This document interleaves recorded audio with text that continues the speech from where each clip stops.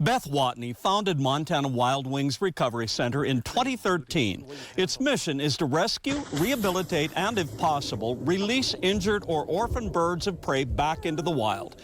The former physician's assistant worked in emergency rooms, pediatrics, urgent care, and community health.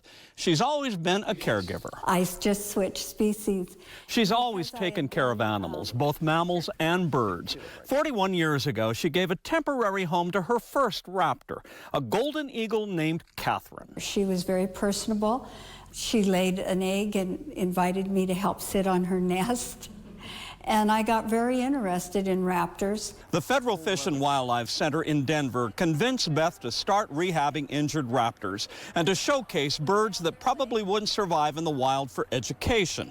Those raptors are good teachers. We see the importance of educating people about the raptors and the importance they play in our environment. Watching raptors reclaim their freedom in the wild is always a thrill for Beth and her volunteers. I average about 47% that go back to the wild. I have a higher survival rate, but many of those that are non-releasable then are transferred to other education programs. When it began, the center took in 6 to 8 birds a year. So far this year, it's admitted more than 100 birds. This is a female snowy owl. She was hit by a car out of Big Fork. We've had her here 8 years now. 90% of the birds we get in are hit by vehicles. Beth says with more cars on the road than ever, the number of birds hit is only increasing. Unfortunately, some of them have been poisoned. The center tests all birds for lead poisoning and treat them if necessary. They test for some fractures. 3 veterinarians volunteer their time. Occasional gunshot, unfortunately. Barbed wire fences. We've had 2 really bad ones this year. Windows. We get some that hit windows. It's essential the raptors have a chamber or mews to live, with ramps, stumps, even heated perches for birds that would migrate.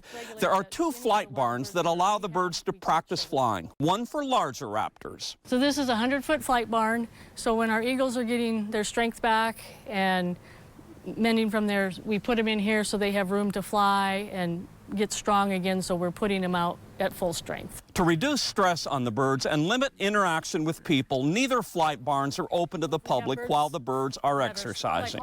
This is a 40-foot flight barn for smaller raptors like hawks. After we've had them for any length of time, we want to make sure they can fly well, that they're eating well, before we turn them back out into the wild. Feeding all these birds is a lot of responsibility.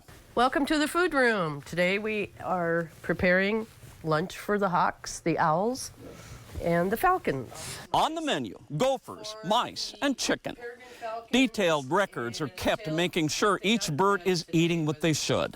Not only do we track how much we're feeding them, but we're also tracking how much they have for leftovers. It can tell you if the bird might be sick or whether its diet needs adjustment.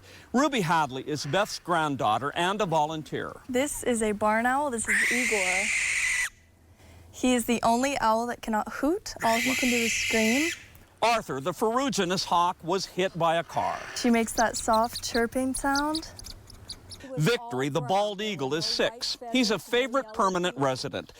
Yes, and he's very chatty with us. He has a fractured wing. He fell from a nest when he was young and not found until the fracture had healed. And unfortunately, with hollow bones, you can't re-break them. So part of the wing had to be amputated. Yes. Victory is one of the fortunate birds. With Montana Wild Wings Recovery Center seeing such an increase in admits of injured birds, how many more birds are out there that aren't found? For Beth, every one of her admits is fascinating. Some of these raptors migrate 8,000 miles and make it back the next year. People want to know who's the smartest, and I think they're all very smart. When you think of what they have to deal with every day to feed themselves and survive with us humans. Handlers never pet the birds. Their space is always respected. They're not pets. They are wild. Kevin Mackey, NBC, Montana.